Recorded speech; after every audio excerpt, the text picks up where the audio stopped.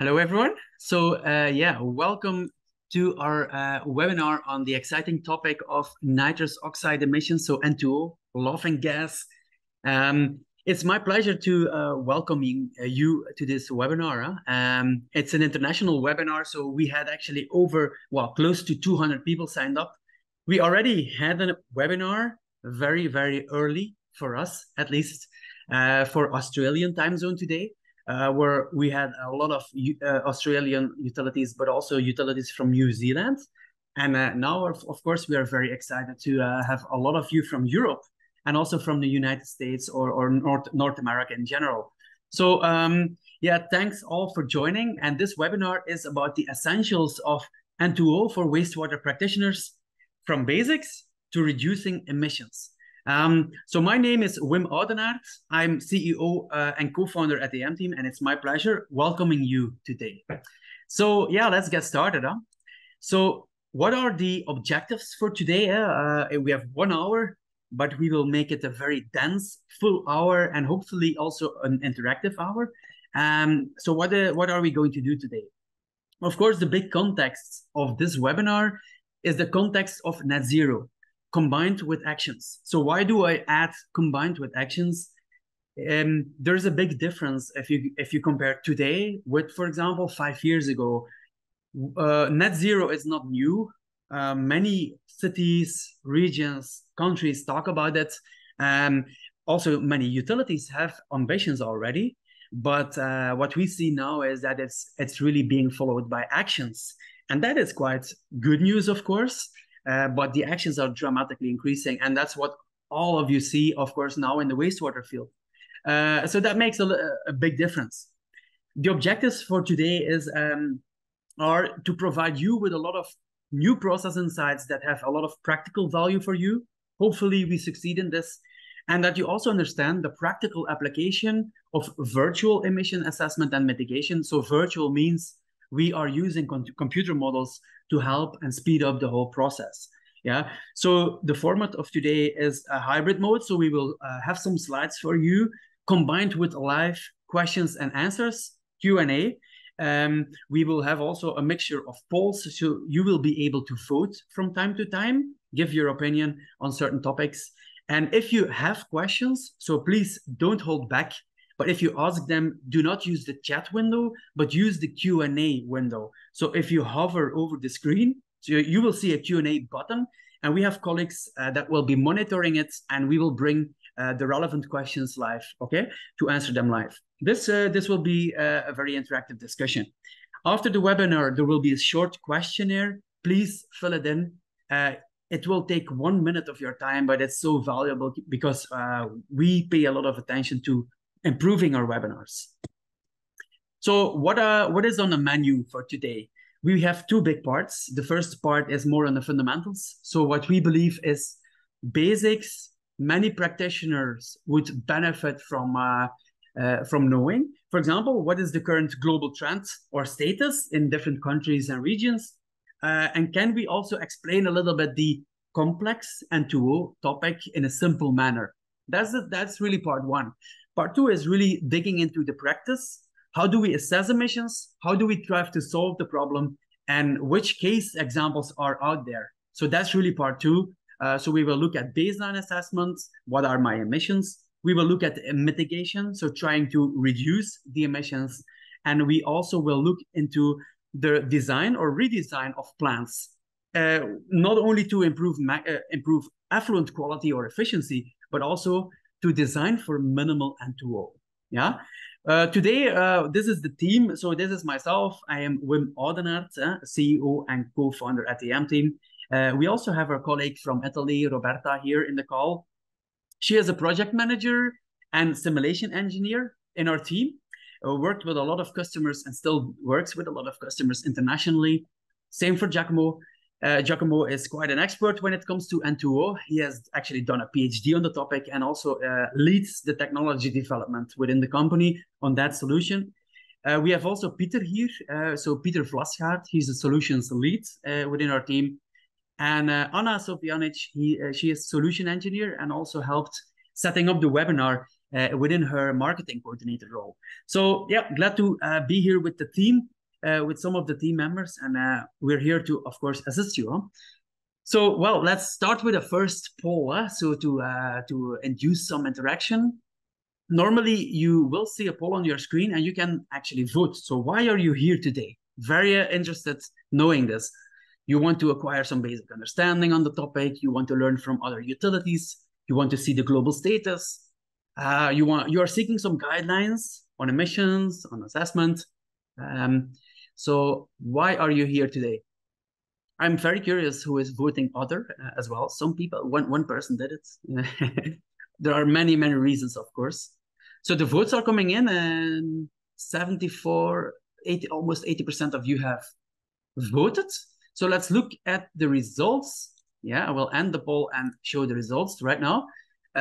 Always interesting to see this. So most of you want to see the global status and the trends. So then you can see yourself benchmarking compared to other utilities. But also many people are seeking basic understanding on the topic. And of course, if you're a practitioner, you are searching for practical guidance. How do we assess? And especially, how can we mitigate? Yeah. Learning from other utilities as well. So yeah, thanks for voting. Thanks for participating in the poll. Okay, let's continue. So quick introduction. I will keep it very short, but it is important, of course, important that you know us a little bit. Who is the EM team and why are we setting up this webinar? We are a modeling company that provides modeling solutions to help tackling the world's, the water industry's biggest challenges. Yeah, when you look at the water world, we often display it as these continents: the wastewater world, the drinking water world, the processed water reuse. And when you look at some challenges, there are some big ones on the screen right now we focus on. But let's focus on these two that are most highlighted. Of course, climate change, mitigation, and adaptation, a very important topic when you look at this webinar, but also more stringent effluent requirements. Just look at what's coming up with the new urban wastewater treatment directive, right? So we have to balance all of these things. So we try to contribute there. We have a lot of utility customers, but we also work with industrial end users, tech vendors, consultants, contractors worldwide to help designing plants, optimizing plants, and smartly operating them. We are based in Belgium, in Ghent, but we have a global reach, as you can see on the world map. These are some of the regions where we are very active in. So most of the continents, let's say. And what makes us truly unique is the combination of the digital capabilities, so really the modeling, let's say, with the process understanding. Yeah, so that is really what we focus on. Our activities, this is the last slide on our company. Our activities span the whole life cycle from planning to final operation. So we use models to assist in planning, technology selection, feasibility testing, using virtual piloting or plant analysis. Then we also help designing or redesigning or optimizing plants that are in operation. And then we also use models in real time in collaboration with partners, yeah, as digital twins. It's a buzzword nowadays, but they become very important. So this is what our activities are. The N2O topic is a very important topic in our company, but we also have, of course, other strategic areas. Let's look at one slide showing the international status and trends, yeah, because many of you seem to be interested in that. This is a world map, and the highlighted countries are countries we feel have a lot of activity or have a lot of emerging activity when it comes to N2O. I'm not going to say, so don't get me wrong, I'm not saying that all of the countries highlighted in gray are not doing any initiatives. This is a map we have compiled based on our interaction with the markets, okay? The dark blue countries are countries, I will zoom in a little bit on Europe. The dark blue countries are countries where we see already at the national scale a lot of interaction and initiatives. The most extreme examples is, for example, Denmark, right? Where they are really thinking about a national regulation, yeah? But, for example, Netherlands, they recently started a national measurement or assessment project. UK has very national net zero goals. When you look at Australia, New Zealand, very active. Yeah, and Sweden also will very soon start turning dark blue. Yeah, so quite a lot of things are happening. Why is N2O important? Well, because of its contribution to the carbon footprint of a utility. What we typically see is that utilities, so the footprint contribution of N2O only, which is one of the process emissions, to a whole utility is like 50%, 60, up to 80%. So that's also what our customer in New Zealand, Watercare, stresses. We can simply not achieve net zero if we don't tackle the process emissions, specifically N2O, because it has such a big contribution. Yeah. So that's what also makes N2O a very efficient way, if you want to look at it from that point of view, of reducing your emissions, because it is a big one. Yeah. So this is the next poll. So in which stage are you right now? So you are just exploring the topic, you are in the monitoring stage, or you are planning to do so, you are in a mitigation stage, or will be entering that soon, or another stage. Okay. So votes are coming in. The votes are coming in. 50% of you have answered. 70% of you have voted. Yeah, I will end the poll. Let's look at the results. So many of you are exploring the topic, which makes a lot of sense, of course, because it is an emerging field. Many of you are in the monitoring stage or plan to do so, and quite a bit of you are already in the mitigation stage. You know? So this is quite good to see, quite a lot of people. Of course, indeed, you are combining everything. Some of you are combining these things. So thanks again for sharing your opinions and participating in the poll. So I will now hand over the presentation to my colleague Peter. He will be now digging into the topic of N2O and emissions. So Peter, the floor is yours. Thank you, Wim. So hello, everybody. I will indeed start with some theory on N2O. How do you get N2O formation? How do you end up with N2O emissions? What are the biggest drivers? And yeah, what are the practical implications of that? In the meantime, I will also introduce 2 or 3 slides on our modeling solutions because it's important to understand the rest of the story. Let's start with one slide on what drives N2O emissions. So first of all, it's all about your quality and quantity of your incoming wastewater. See the three big bullets here. So quality means ammonia concentrations coming in, the COD coming in, the temperature. So this will determine the amount of your N2O emissions. Next to this, it's reactor design and reactor type in general. All over the world, you have different types of reactors, carousels, plug flow reactors, MABRs, name it. And yeah, how they are designed and how that process is designed can have an influence on your overall N2O emissions. And then, of course, a big influencer is how you operate your bioreactor and your wastewater treatment plant. So the dissolved oxygen concentrations, the recycle ratios, the biomass concentration, for example. So these are, yeah, quite obvious ones that will have an impact on your N2O emissions. But next to this, another one that is very important is the spatial conditions, the local conditions. So it's all about mixing as well. Mixing will drive your local concentrations in your bioreactor, and it's the local concentrations that have a big effect on your overall production of N2O. And then, yeah, there's also the time component because emissions can vary over the day and over the year. So that's a bit the bridge to the tools as well. So because of that, because of this variability, we developed actually 2 tools to assess your N2O emissions and to quantify and virtually test mitigation strategies.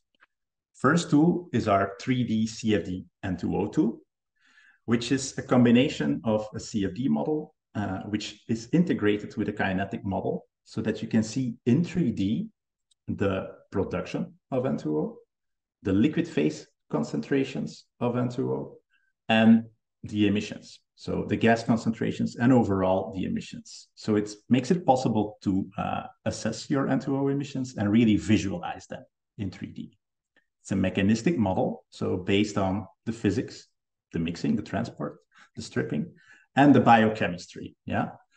So this framework, the CFD kinetic framework, we already applied this to more than 100 plants worldwide to assess the performance of wastewater treatment plants and help designing wastewater treatment plants. So that's the 3D CFD N2O tool. But then also we have the time component, the dynamic components. So therefore we also worked on a dynamic simulation tool that takes into account the knowledge from the CFD, from the mixing, and makes it possible to predict your N2O emissions over time and test mitigation strategies as well. So yeah, these are the two tools we use. Regarding the 3D CFD N2O tool, what does it really show you? And what does it, can it all predict? It's not alone N2O concentrations, it's also effluent quality, and this in 3D. And here are some examples of the outcome of such a model. This is from a wastewater treatment plant in the Netherlands. So you see here the top view of a bioreactor with first the anoxic zone and then indeed the aerobic zone. And you see actually the ammonia concentrations here over this bioreactor. Blue, low concentrations, red, high concentrations. Yeah. And next to ammonia, it also shows you the nitrates. So in milligrams per liter, again, you see a gradient here in this bioreactor. And then based on these local conditions, you can also calculate the N2O production and the liquid phase concentration of N2O in this case. So here, again, you see those gradients, higher concentrations and lower concentrations over your bioreactor. And we always do a double check with sensor data. So we compare the CFD result with the measured value of the sensor to validate our model. So based on these figures, we can also calculate the total gas emissions coming from your bioreactor. So this is what comes out of such a 3D CFD N2O model. Now let's go back to the theory. So actually, we try to break it down in 3 steps, N2O emissions. First of all, you need to have production. N2O needs to be produced in your bioreactor in kilograms per cubic meter per day, for example. So the model is able to calculate that. And this really depends on your local conditions. I will zoom in later on that. But once you have that production of N2O, then it's being transported in your bioreactor because you have a lot of velocities, high velocities in the reactor. So you end up with concentrations of N2O in the liquid phase. And you can already see some gradients here. This is a vertical cross-section. You see it's not everywhere the same concentration. So this, and then you have the concentrations in the water phase. And then you can have, in the aeration zone, you can have stripping. And this is where your emissions are really occurring. So the N2O is being stripped out by the air bubbles. It goes from the liquid phase to the gas phase, and you really have an emission there. So these are like the 3 steps, and those 3 steps are included in our models. Now let's zoom in a little bit more on the kinetics, so the production of N2O. Now you see here going from ammonia to nitrogen gas, nitrification and denitrification. You have multiple side pathways that can lead to N2O production. So you have one there, indeed. And then in the denitrification, you also have production of N2O. But again, after the production, you also have the consumption. So here you want a complete denitrification. So you have, so you can get rid of all your N2O that is being produced. That's the ideal situation. Now, what drives here the production of these pathways? It's actually the local conditions. So for example, high dissolved oxygen concentration in combination with high ammonia concentrations can lead to production of N2O. It can also be the low dissolved oxygen concentrations with high ammonia concentrations in that pathway. And then if we're coming to the denitrification zone, if you have a low COD over N ratio, so too little COD, this can also lead to N2O formation because you have incomplete denitrification in this case. And it's these local conditions that are extremely important. And that's why mixing is so important and taking that into account, because that will lead to the production. So it's the local conditions that determine that. So that was the theory. Now, what do we see in bioreactors? We can also see it in a coffee cup.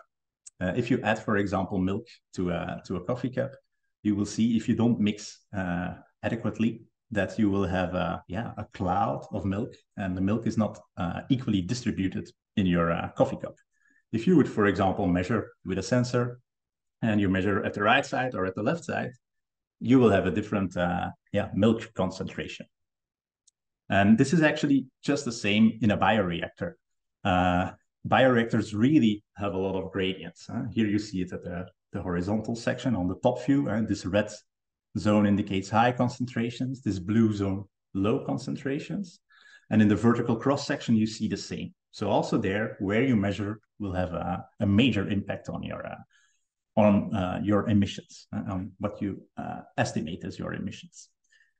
So yeah, coming back to maybe now go to a practical example of what this can mean for a full-scale installation. So importance of sensor location, of course. So this is a plant in the Netherlands. We already showed it, and we will zoom in a little bit more here.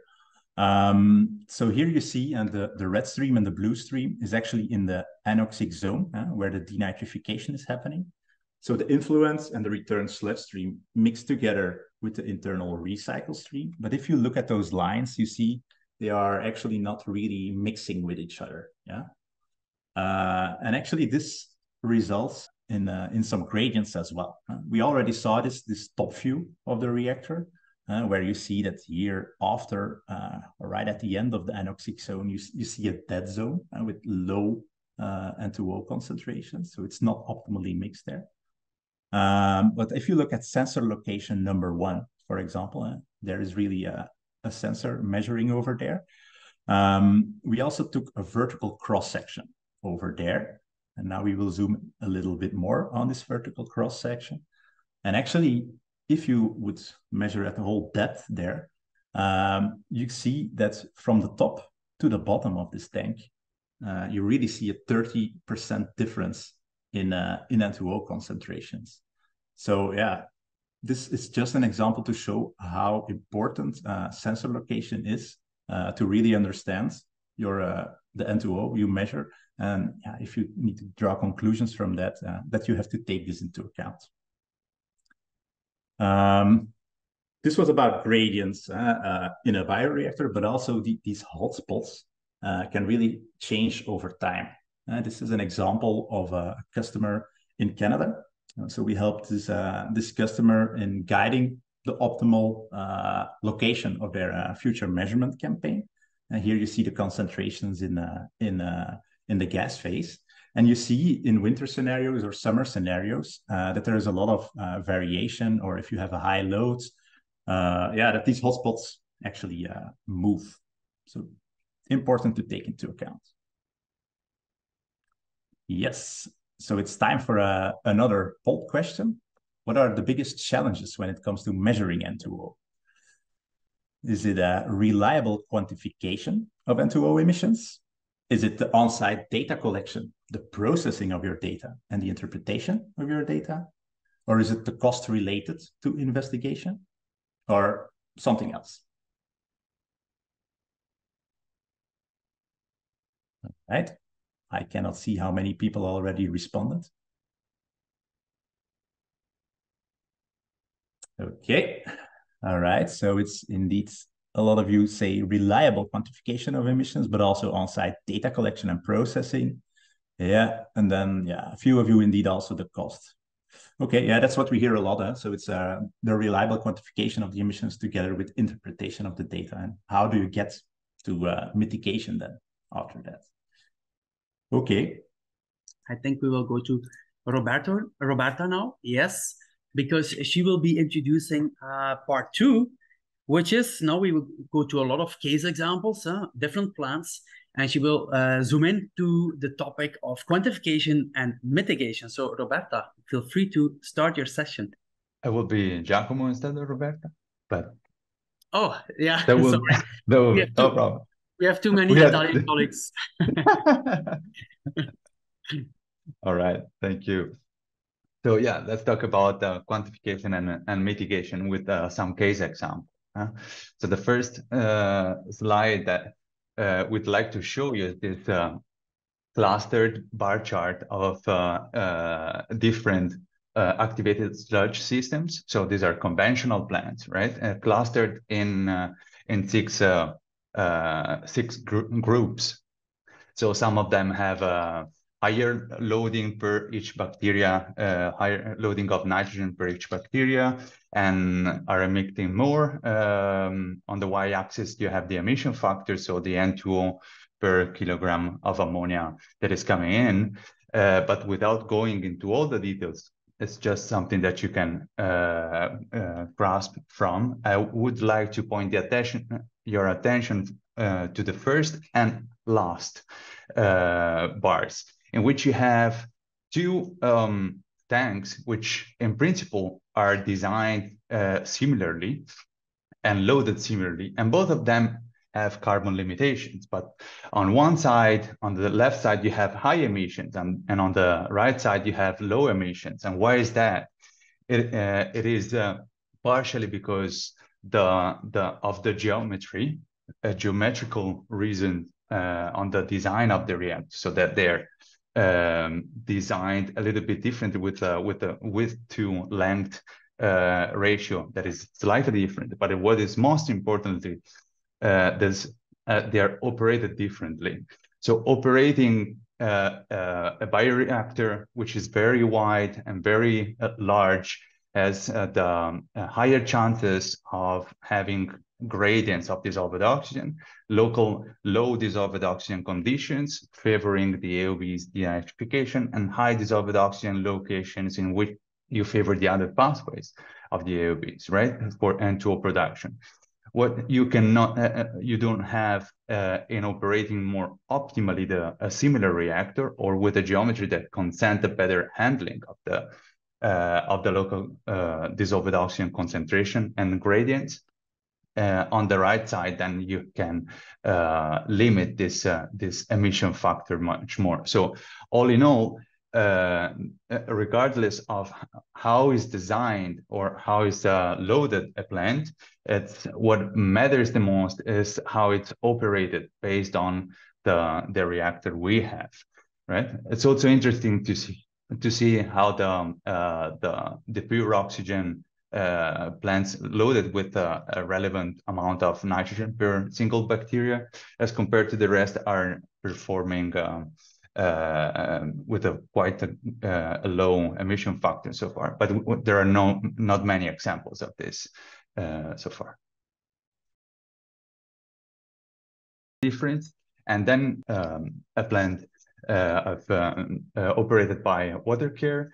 It's a conventional plant configured for pre-denitrification. So you have an influent entering the anoxic zone first, and then it's flowing through a facultative zone, which can be aerated or not, depending on the conditions. And then we flow into the green part, which is the large aerobic zone. Then the flow goes to the settlers or is recirculated inside within the reactor for the denitrification purposes, so for nitrogen removal. So now what we see here are some gradients of N2O in the liquid. So you can see how N2O is varying, and with a 3D view, you can perceive very well, and you can calculate very well the emission factors. The thing is that with a point measurement, the picture is much different, because you don't have the ideal view or ideal location for having the same assessment for these conditions, right? So we can use the model to support the sensor location and make it the most relevant and most reliable as to represent the whole surface of available for emission. Now we can also use the model to do scenario testing of mitigation strategies. So how does this happen? In a base case scenario, we simulate the basic conditions, the normal operation of an activated sludge tank. And as you can see here, in the you have net production and net consumptions of N2O reported in respectively in red and in blue. So where you have red, you have a production hotspot. Where you have blue, you have a consumption of N2O, right? So close to the inlet, you would see both production and consumption, because there the denitrification is very active. So the production of N2O by heterotrophs and the consumption is happening very actively. They're very strong and in a very high amount. But downstream, what we observed in this base case, so in this normal operation, is that the facultative zone represents a production hotspot, right? So optimally operating this plant, it's very important. And one of the things that you might think of doing is to switch off this facultative zone. So what happens is then that, yes, you have a mitigation because you push downstream a little bit and you redistribute the airflow that you were giving to the facultative zone to the downstream aeration packages, and you gain a 5% decrease in emission. But what makes effective a mitigation, it's a multiple optimization, right? Multiple points of optimization. From not only having a larger anoxic zone, but also redistributing more evenly the gas flow to avoid transition zones of dissolved oxygen, so gradients of dissolved oxygens around the aerated zone, and reaching a net zero zone overall the entire aerobic part, and also adjusting slightly the COD to N ratios to have to improve the denitrification and then have a positive effect also on the effluent quality. Then you can achieve an effective 30% of decrease in emission.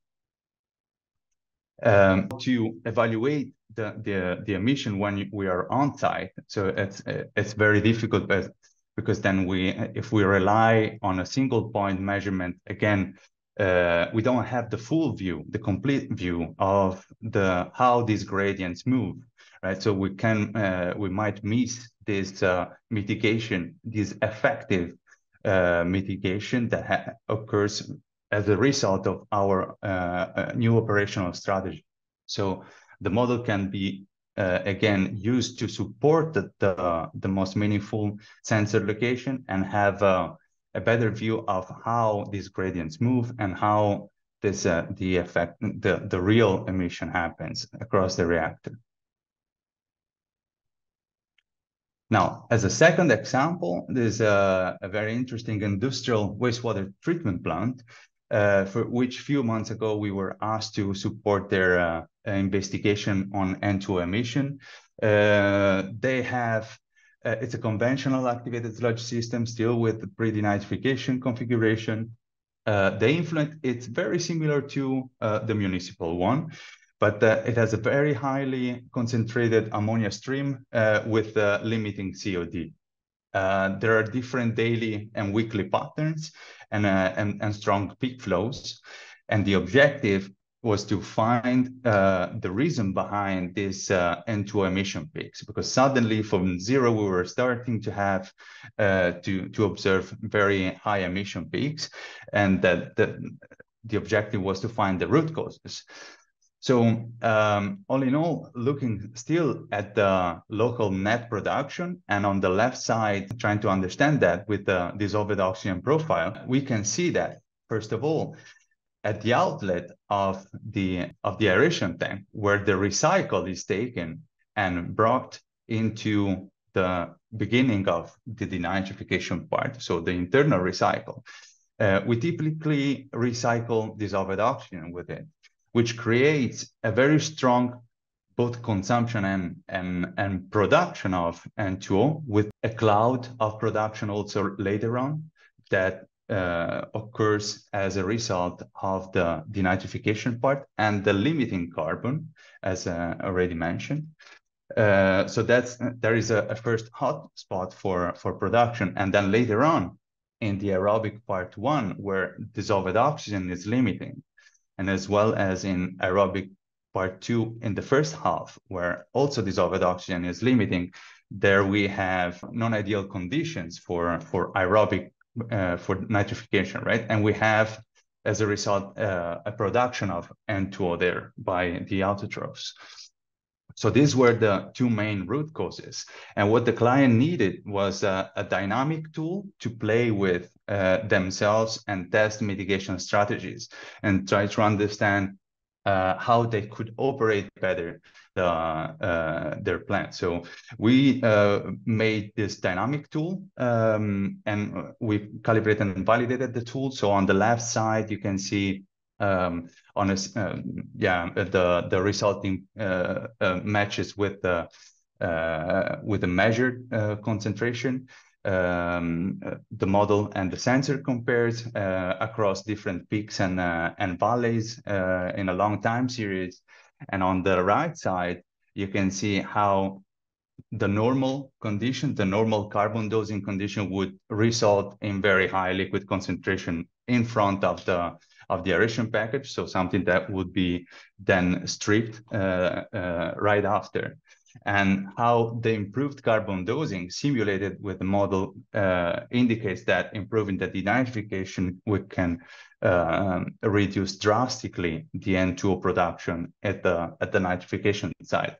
So this is only the part that implies the carbon dosing, but also the aeration optimization. There was also another very strong point important to play with, because you want to improve your carbon dosing, but you don't want to waste your carbon entering with it the aerated part, right? And burning oxygen unnecessarily. Now, let's have a break question. So what are the challenges in mitigating N2O, in your opinion, in your experience? So selecting the right mitigation measure for your plants, or are these the on-site testing and evaluation of mitigation strategies? Or the prioritization of treatment plants, so deciding which plant goes first, or there might be other reasons. So what are the challenges that you experience or you think are most important in mitigating N2O? Yeah, let's wait a little bit so that we get as much responses as possible. And here we go. So actually, that's very interesting. So selecting the right mitigation measure is it's indeed very a very big challenge that results in more than 50% of the audience.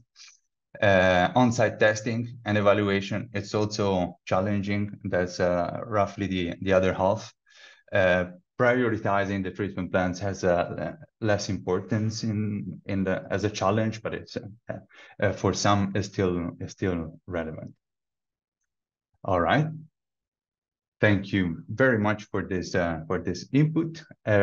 Maybe we can give it a shot to the Q&A if there are questions from the audience.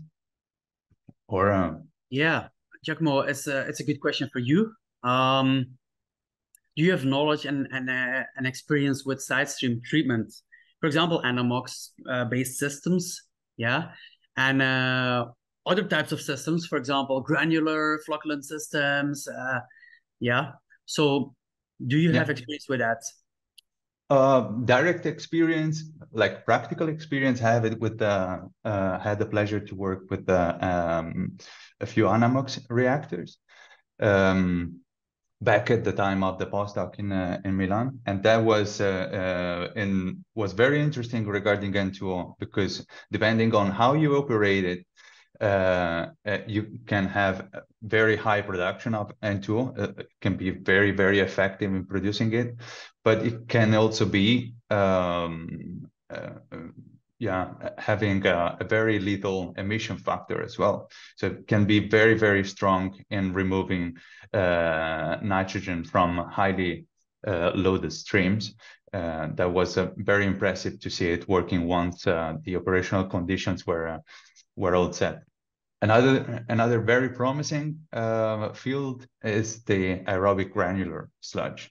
So the granules doing the job. I didn't have direct experience in there, but I hear a lot of positive developments in the field.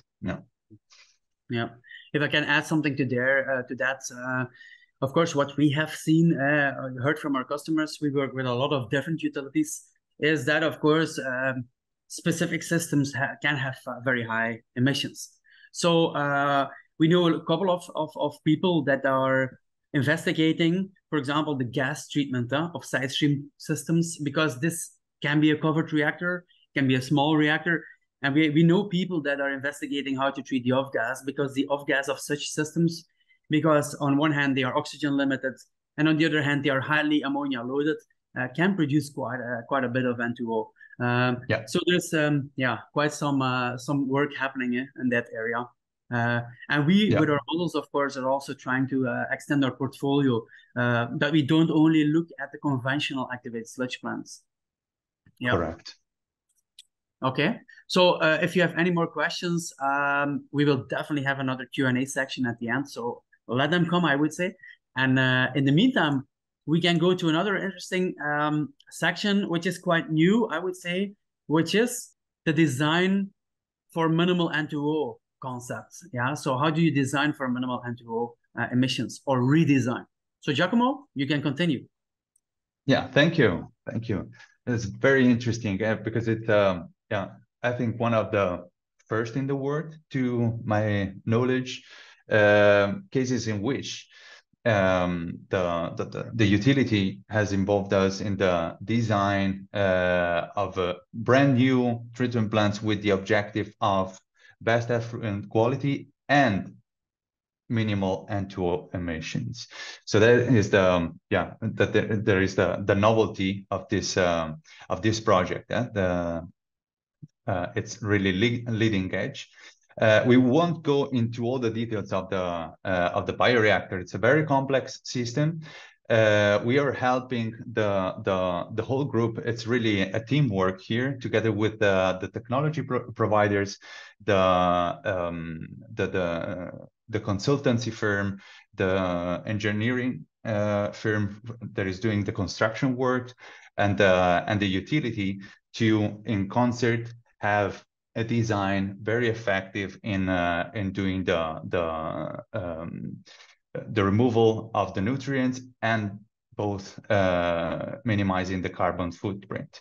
So at the first start, we help them improving the hydraulics. So we are actually now currently helping them trying to place the mixer in, like, fine-tuning the mixer placement, because the general placement is defined, and then we fine-tune the baffles and the diffusers location, the mixer's orientation. That's the objective, to have an optimal hydraulic configuration. But hydraulics are not the only thing, because then what ultimately happens is biological reactions and N2O production and consumption, as we have seen. So integrating the kinetics in this CFD model, we could spot the N2O production zones at these operating conditions.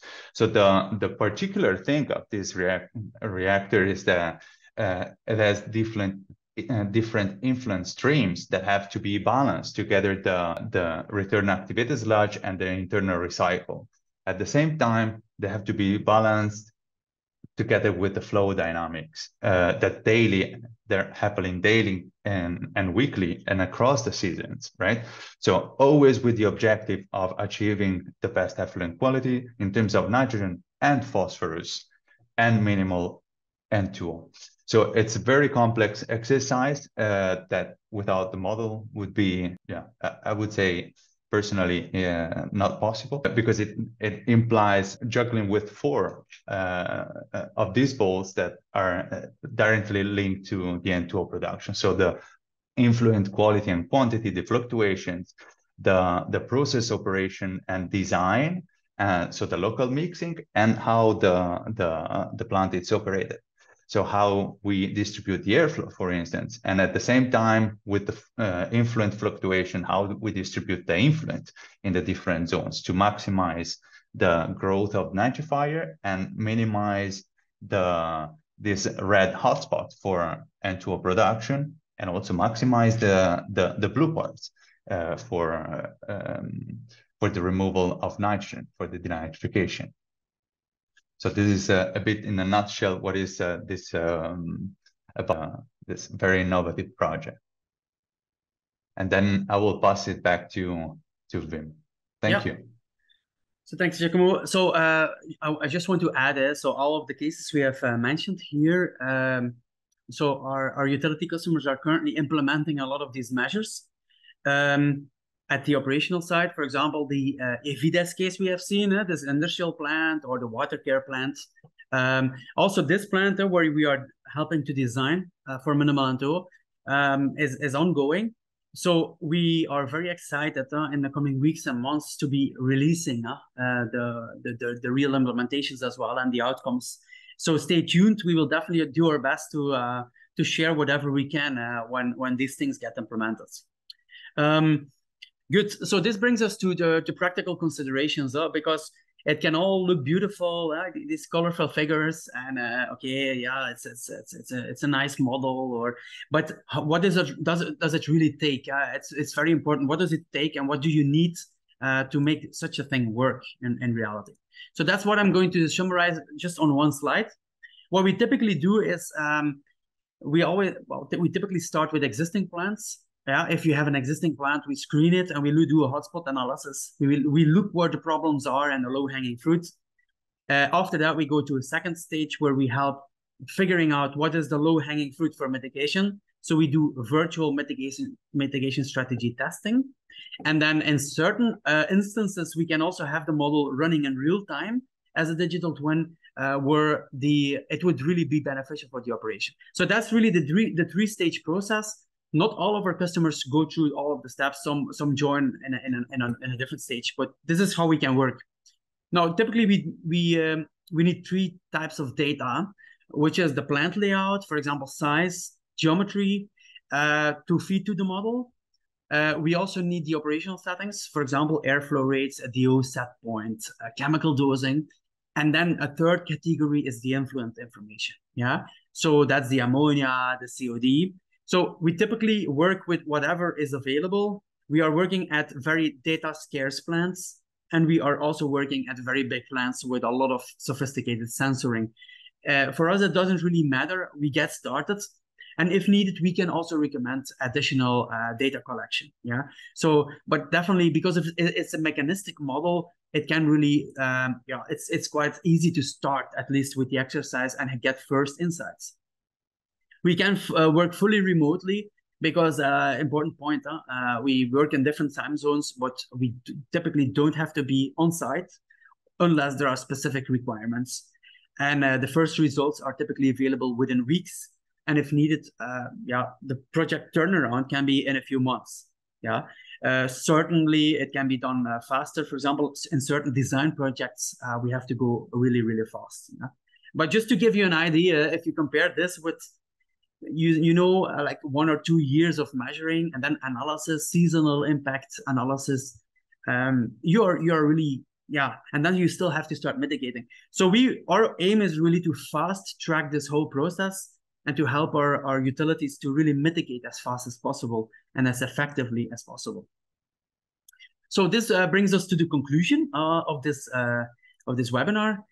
So 3 key points I've summarized here in the assessment. When it comes to the assessment, we strongly believe that we can go to more accurate, efficient, and a more complete assessment if we use mechanistic modeling. We have to live with the fact that, in general, wastewater data knows a lot of uncertainty.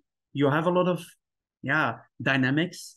But also when you look at N2O monitoring, it is not a walk in the park. And we believe if you apply this framework that is based on physics and biology, we can help getting a better picture. But what is really the most valuable thing we believe is that you have a tool, right, that allows virtual mitigation testing, mitigation strategy testing based on a one factor at a time approach. What do I mean with that is, just imagine you want to modify something in your plant to test a mitigation and then to assess that mitigation. By the time you have implemented that change, probably 5 or 10 other variables have changed. This is how a full-scale plant works. With a model, you can do a one factor at a time approach, and you can literally see the response for each of those things you do. And it's so this scenario testing and not having to test everything trial and error based is what we believe is a drastic acceleration. And when it comes to design, you simply have no data of the new situation, a new plant or a future retrofit. And we believe that these tools are also very good to integrate into the design minimal N2O emissions. Yeah. In the end, for us, we don't really look at an N2O solution. But when you, for example, look at more stringent effluent requirements or plant efficiency, we believe in what we call the 3E framework, where you try to lower your emissions, but also, of course, to try to maximize effluent quality and plant efficiency. Yeah. So this is all important. These are the balls you're continuously juggling as a utility. So again, we are running multiple cases right now. I think we have worked on over 25 plants in the last 1.5 years now on N2O only. So we hope to share a lot of things in the future. But also, if you're interested in digging deeper into the content, we have a lot of previous webinars on our YouTube channel, blog posts on our website, and a lot of little snippets, short snippets on focused topics. So you can definitely visit our YouTube channel and our website if you're interested. Many more case examples can be found there. Yeah. So before we end, we still have some space for Q&A. So if you have final questions, please drop them in the Q&A. We will answer them after the slide. Now, if you have to leave, because it's almost the end of the webinar, we want to thank you very much for attending, for being with us so long. And we hope to welcome you in one of our upcoming webinars or at a conference or in an upcoming project. Yeah. So for the people that are leaving, thank you very much for attending. And for the people that are still in for some more Q&A, I would say let's have the discussion. Maybe Giacomo, I will bring forward a question to you that is often popping up. A question we often get is, how do we look at measurements when you compare, for example, drones? You have drones, you have, I have seen infrared technologies, you have liquid phase sensors, you have gas hoods. How do you think we should navigate this, or how do you think this will unfold in the coming months here? Yeah, well, there are many toys available around. We have seen even cameras standing there, the drones flying, indeed, as you said, or more or less complex floating hoods to measure beside the liquid measurements, or even like analytical techniques for measuring in the liquid phase. So taking a sample,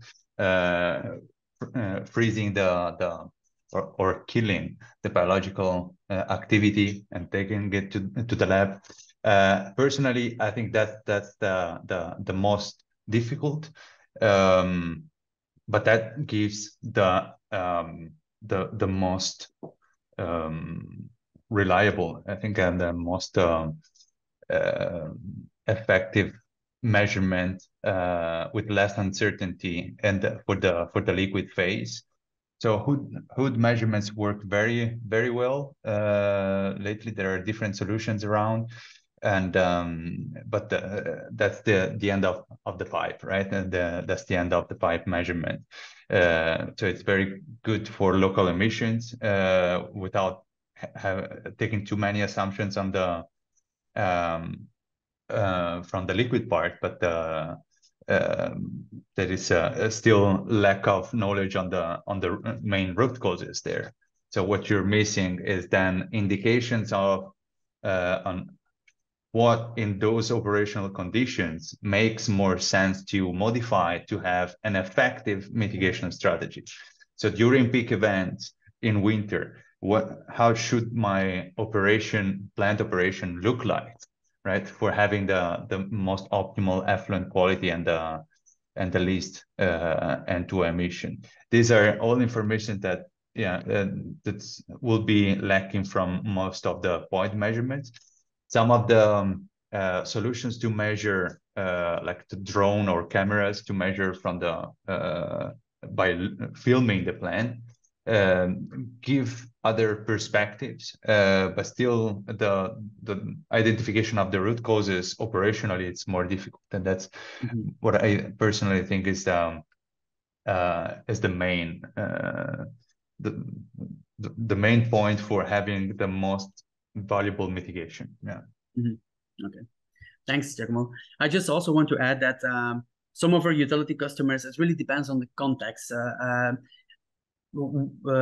Ask the question, okay, can we just not use the model as such? Yeah, and then we go for that, and we can achieve a lot of results. But then, of course, we also understand many utilities, and it depends on the local regulators and also and policy require some measurements, because they really ask us to validate this model and show, okay, this is going to work. But in such circumstances as well, what we try to do is then keep the on-site effort as low as possible, validate the model, and use the model to then do a lot of heavy lifting. Yeah. So there are a lot of combinations of how we balance modeling versus measuring. I think I have an interesting question here, which is of technical nature. Giacomo, I think this is also one for you. So in the denitrification, you have increasing N2O emissions when the C-N ratio is low and the DO is too high, right? And in the aeration, it seems like you have a lot of N2O when the DO is low. Yeah. So how do you balance this contradiction? Can you include this in the in the operation of a plant? Yeah. So what this question meant, I think, is that in the denitrification, yeah, there is an increased N2O emission when the carbon to nitrogen ratio is too low, and when we are recycling some DO in the denitrification we're talking, right? So that avoiding recycling DO, it helps in two ways. Obviously, you don't burn the part of the carbon that it's entering in the denitrification part. So with the influent, if you recycle DO, you're wasting some of that carbon that can be used for denitrification. So that should be avoided too. And in many plants, we had to, like, the one of the first optimizations is to make sure that at all conditions with the end of the aerobic zone has sufficiently low dissolved oxygen so that it doesn't hit the beginning of the denitrification part, right? So that's very important to balance the airflow across the whole packages, and especially in that point. And then when it comes to nitrification, when dissolved oxygen is too low, but also when it's too high. So when it's too low, it's AOP denitrification. When it's too high, it's hydroxylamine pathway there that it's generating N2O. Those are two problems. And in many cases, we have seen that by narrowing the controller actions between better set points closer to the optimal around 1 milligram per liter, then it's depending on the sensor location, right? And because the sensor can be placed in a point that is far away from a low dissolved oxygen part. So that's very important for the controller action and the set point deviation. So, but narrowing the upper and lower set points of a dissolved oxygen controller then helps already in saving aeration and minimizing the N2O emissions that the N2O produced at in the aerated part. Yeah. Okay. Then we have another question on if we have experience with infrared sensors. I can quickly answer that one. So we are definitely aware of just one case right now where they use an infrared sensor at the plant. Would be nice because indeed you can have a global overview. It would be serve as an ideal comparison with the model. But yeah, we are following it, and it's probably in this stage, early stage. But yeah, let's see what it gives this technology. Then second question, Giacomo, on a clarification. So where the return activated sludge comes in with the influent, you showed a couple of times in your presentation that this is a hotspot of N2O, right? But you would also expect that it is a huge sink for N2O, yeah? So can you explain this a little bit more? Yeah, correct. So where we saw the very dark red and very dark blue, where the rust was entering, so that the sludge recycled together with the internal recycle and the influent is where the highest activity of heterotrophs is taking place, because a lot of nitrogen, a lot of carbon is present, and then you have a lot of denitrification activity. And in the denitrification path, you have production and consumption of N2O at the same time. So you will have an hotspot of N2O production, but it's not an emission. It's local production there that has to happen because the denitrification process implies the production of it, but the consumption of it has to be also there. Right. Mm-hmm. So that's why we often see the red and the blue beside each other. Okay. So then it's a matter of the local mixing probably and the local carbon that determines who will win, right? I guess. Yeah, that's correct. If the carbon is limiting, then the denitrification will stop earlier than than reaching N2. And the emissions in the anoxic part are strongly driven by the state of agitation of the surface. That's the more we keep in the liquid, and the more carbon we have for denitrification, the less we'll emit downstream. Yeah. Okay. Perfect. Great. We have a question also on MABRs, that there is a claim, or there are some people talking that they seem to lead to less N2O emissions. We have seen indeed certain cases that indicate lower emissions. Others, we have seen one specific case where they also report higher emissions. Probably to need some more time to conclude on that aspect. But Giacomo, do you have an idea why it might maybe lead to lower emissions? Is it because you keep your N2O locally in your biofilm, or what might be a? Yeah, I mean, as in many cases, there is a huge variation of emission factors in, especially in this process. What I see is an opportunity there, because many have proven now that depending on how you operate these systems, you can have a very effective removal of nitrogen and without producing too much N2O. It's like the story of the Anamox, right? There are those operational conditions, and in the Anamox, it's very difficult to find the right balance. Those are operational conditions where you have the minimal N2O production.